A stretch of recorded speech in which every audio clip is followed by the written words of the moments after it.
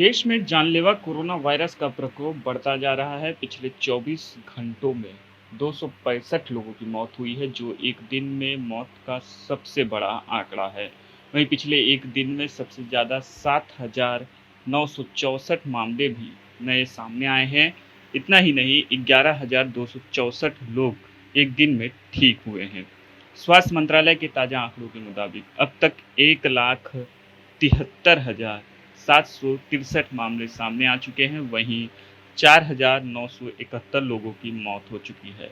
82,370 लोग ठीक भी हुए हैं। लॉकडाउन प्रतिबंधों में ढील, घरेलू उड़ानें शुरू होने, प्रवासी मजदूरों को एक राज्य से दूसरे राज्य ले जा रही श्रमिक स्पेशल ट्रेन के लगातार चलने और फंसे भारतीयों को विदेश से वापस लाने के लिए विशेष उड़ानों के परिचालन के बीच पिछले कुछ दिन से कोरोना वायरस के मामलों में काफ़ी वृद्धि देखने को मिल रही है। देश में 25 मार्च से लॉकडाउन जारी है, लेकिन 21 मई तक के लिए लागू इसके चौथे चरण में कई तरह की ढील दी गई है।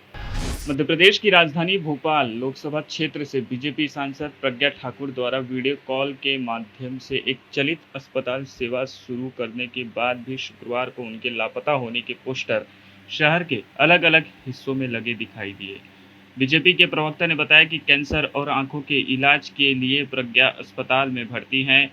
भोपाल में लगे इन पोस्टर्स में कहा गया है कि शहर के लोग कोरोना संक्रमण की महामारी से परेशान हैं और ऐसे में भोपाल की बीजेपी सांसद लापता है।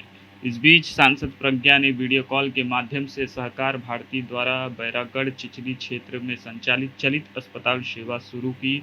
सहकार भारती के पदाधिकारी उमाकांत दीक्षित ने दावा किया कि प्रज्ञा लापता नहीं है, बल्कि दिल्ली के एक अस्पताल में है और स्वस्थ नहीं है।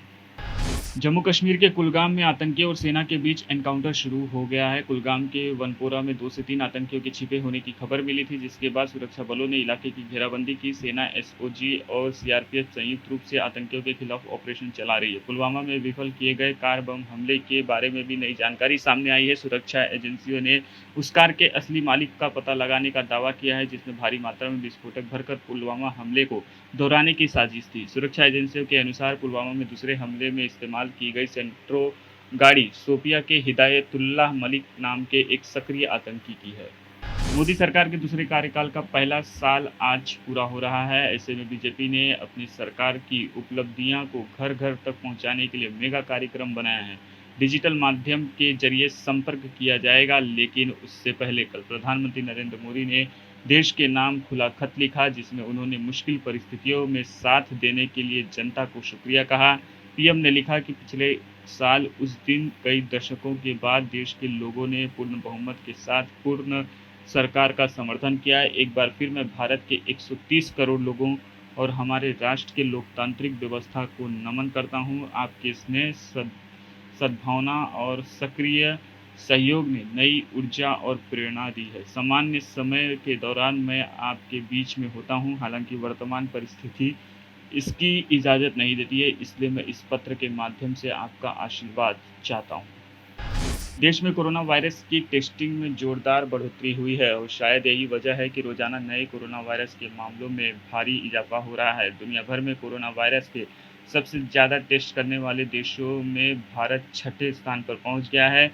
भारत में स्पेन से ज़्यादा कोरोना टेस्ट हो चुके हैं और पिछले 24 घंटे के दौरान देश में 1.27 लाख से ज़्यादा कोरोना वायरस टेस्ट हुए हैं। देश में अब तक कुल 36,11,000 लोगों का कोरोना टेस्ट हो चुका है, जिनमें से 1,73,763 मामले पॉजिटिव पाए गए हैं और इनमें अब तक 82,370 लोग ठीक हो चुके हैं। कोरोना वायरस टेस्टिंग के मामले में अमेरिका और रूस सबसे आगे हैं।